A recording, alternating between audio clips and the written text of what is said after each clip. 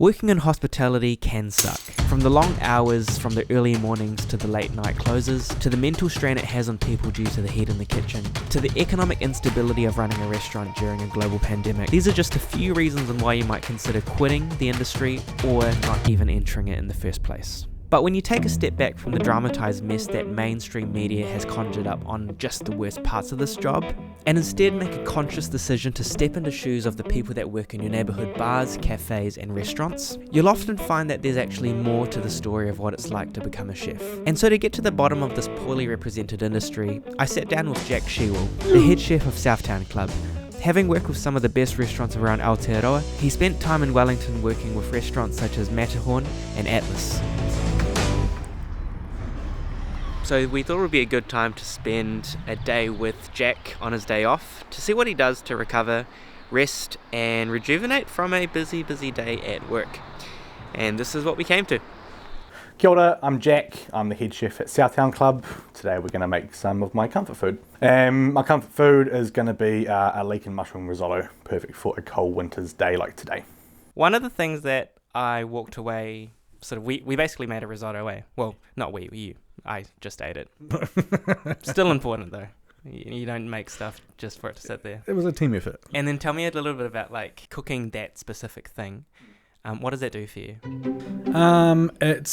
Risotto is a process. Risotto is not something that you can just leave. It's not something you can just sit and walk away. I'm engaging with something that's stimulating my brain instead of sitting down watching TikToks or YouTube or We've all been there. Whatever. I was there this morning. Yeah, it was rough, man. It was a dark point in my day. So I'm just going to prep the leeks and the mushrooms, and then I'm going to start to saute them down and just going to slice it thinly. What have you got there? Just some portobello mushrooms for the base of the risotto. I went through a phase of being a bit of a weirdo and calling rice pudding sweet risotto, and so I kept on making my friends sweet risottos, and one of them pointed out, it's just a rice pudding. I've always been the one guy who liked to cook. Started out when I was probably 10 or 11 in a local cafe, just making toasted sandwiches and washing dishes. And it's going to sound controversial, it's going to sound like just blatantly, why did you just say that? But I think if we start there and reverse engineer, it's going to help us help a lot of people, hopefully. Yeah, awesome. It's the notion that being a chef can suck. Yeah. Yep. And I'm not going to lie, at some points it can. I have hit the wall twice in my career. I wasn't the right fit for this restaurant, and I was actually fired. I was super cocky. I thought I was the best around town. At 17. At 17. And I got kicked on my ass. And I didn't get out of bed for almost 6 weeks. I didn't have a job, just ate all day, didn't stay in touch with family, didn't stay in touch with friends. My friends actually had to come and they were just trying to pull me out of bed and get me doing stuff, and I just wouldn't do it. And I was stuck in a rut. One of my favourite things on the planet, garlic.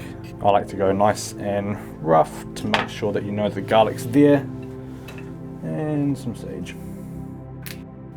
And with the garlic and the sage and the leeks. I eventually got out of the bedroom in my bed and started to actually cook myself some meals. But not just 2-minute noodles or something, which I was eating. I was putting thought into everything that I was doing. And I reflected. And I actually had a phone call with the chef who fired me. And I just wanted some advice. Cool, I'm just adding in some arborio rice. And I'm about to deglaze it with a bit of white wine. Just toasting off the rice a bit first. I'm just using some salve that I had on the shelf because I forgot to get some different white wine at the supermarket this morning. I only cook with stuff that you would drink so that you can have some fun along the way. It's 10:30 in the morning, so I won't be having fun along the way. And we called up for a beer, and he gave me some really good advice, and he goes, I really respect that you're doing this, because it takes some balls to call the person who fired you after leaving the way I did. So when he fired me, I burst into tears and I left. I ran out. And that humbled me a lot. You can't let things drag you down. Bad things happen. No matter what happens in life, how bad it is, there's good things that come from that situation that equalize or outweigh the bad things. And so what was really clear to me was that recovery starts with you. If you can't take care of yourself, you can't take care of other people. I've been a huge advocate for mental health in kitchens for a long time. I don't think people understand quite what we sacrificed for what we love. During November, December, I was working 7 days a week, 7 or 8 a.m. until 10, 11 p.m, which takes its toll. I love my job, I love the industry, but there's a dark horse, which nobody talks about. And I've... sorry. We just totally broke the mood there. What were we talking about? My background is pretty much all fine dining. I was raised up in this industry in a very old school manner. I have seen and had some stuff said to me that is just pure crude, and I would never say to my worst enemy. I've seen the owner of a restaurant rip an oven door off of an oven and chuck it across the room at someone because they didn't like what they plated. And where does that come from, do you think? It comes from egos. It comes from poor mental health. And even if you're not the head chef in the kitchen, everything that you do has an impact on other people. So making sure you're stepping into the kitchen in the right headspace is really important. Now, once you're in the right headspace, you can then focus on your team. There's so much that can be accounted for when it comes to good leadership. You've given us some really good, not just tactics, but philosophies. And I think I'm a firm believer of principle over policy. You can have great policies that sound tidy and neat and altruistic, but if it's not coming from the right place, and if your heart's not in the right space, it's a very short-term fix. A very good friend of mine said to me, "How are your spoons today?" And I was confused. I'm like, "Do you mean my teaspoons? What are you talking about?" And she said, No. Your spoons, how is your energy today? How are you feeling? Everyone wakes up with 10 spoons, full of energy. You're happy, you've woken up, you've had a good rest. And then as the day goes on, if something happens, your spoons will be depleted.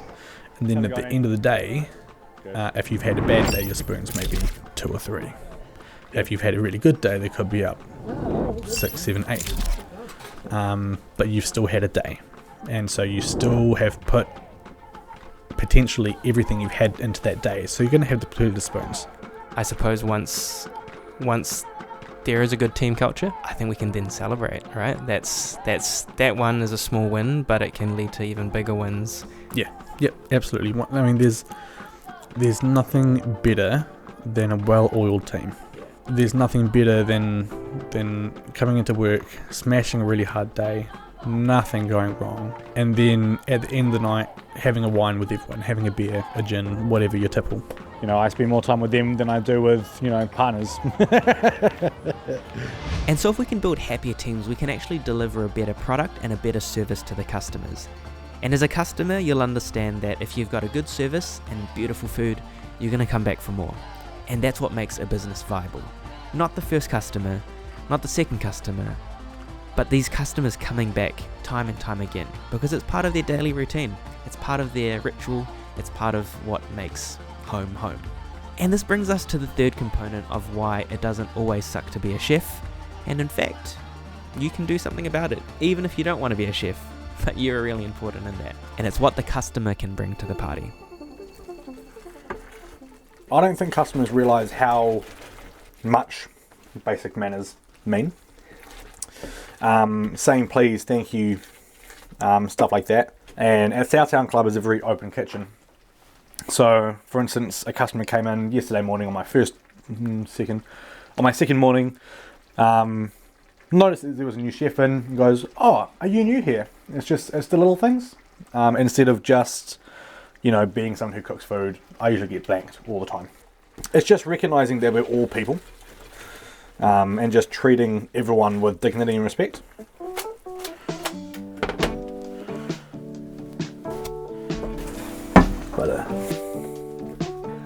But Or should I say quarantine?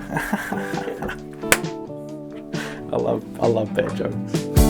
Did the world wake up on the wrong side of bed? CPR to the red hot pounding head. I'm surprised that we still managed to circle the sun. We should all be dead and ever. The weather ain't for everyone. Don't tell me this goes on forever.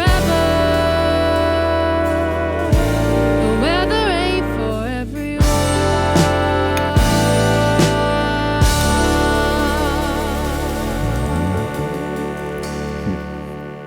A lot better than I thought it would be, actually.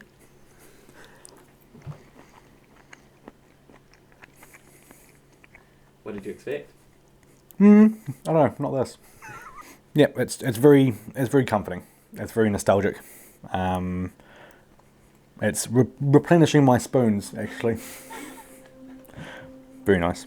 After my discussions with Jack, I realised that there was actually a lot to love about this industry, and why you might consider working in hospitality if you really love food, people, and the impact that your food can bring to the customers. So yes, there are long hours involved, but this is often due to being short-staffed, which doesn't have to occur if people aren't taking preventable leave due to burnout. And yes, inflation is happening, interest rates are rising, and economically it might not be the best decision to open a restaurant or work in the hospitality industry. But people still need to eat, and why not eat your good food if you have something to offer? If we deliver a good product with a great service backed by an awesome team, there's no reason why they won't come again. If you enjoyed today's video, we really encourage you to join the narrative by subscribing and letting us know what's something that you're dealing with in the kitchen at the moment that you need a little bit of help with, and maybe this community can help you out. And if you enjoyed our conversation with Jack and want to hear the full story, please listen to the StoryBites podcast on all your favourite streaming platforms. Thanks so much, and have a good day.